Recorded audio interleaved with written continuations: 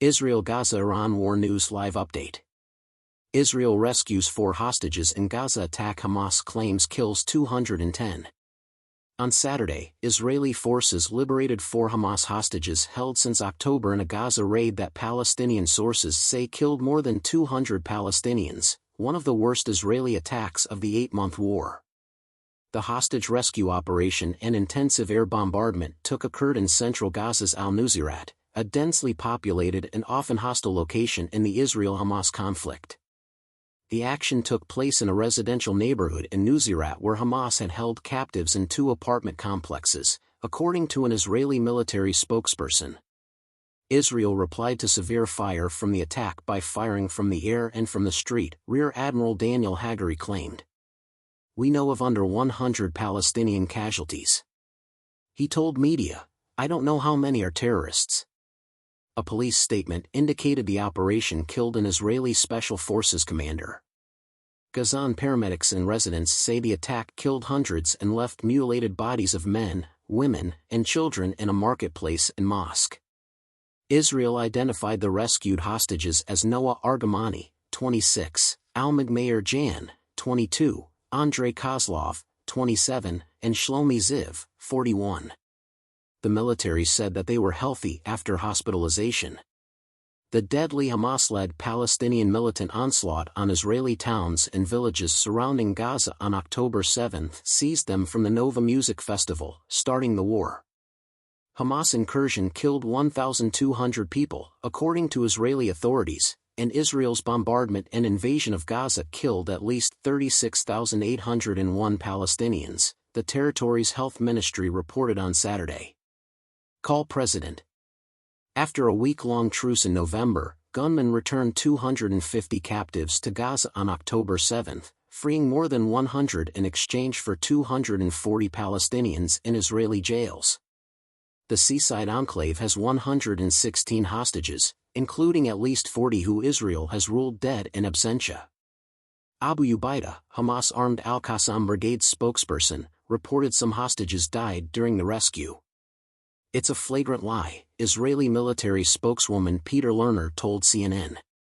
Lerner said Israel and the U.S. had a tight, intimate working relationship in intelligence but declined to elaborate on news claims that U.S. intelligence assisted the rescue mission. As Israel continues its assault in Gaza, U.S. and regional attempts to reach a ceasefire arrangement to release all detainees have failed. Residents and Hamas officials reported more airstrikes targeted homes in southern Rafah later Saturday. Israeli News 12 showed Argamani laughing and hugging her father.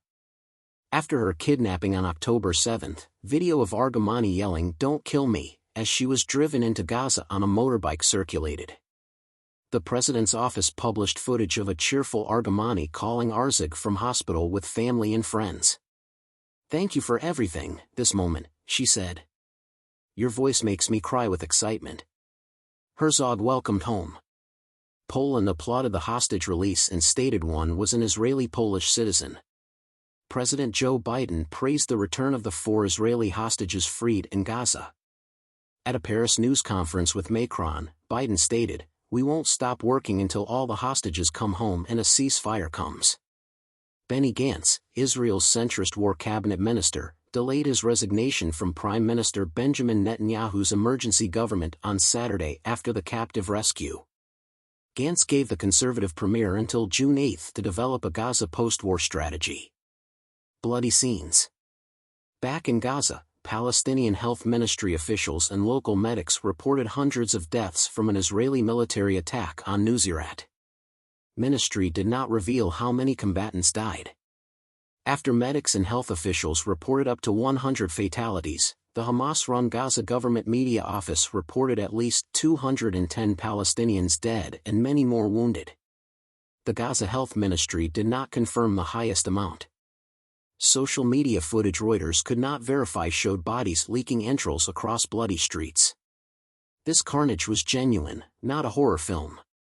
Israeli drones and airplanes randomly fired at people's houses and fleeing individuals all night. Ziad, 45, a paramedic from Nuseirat, revealed only his first name.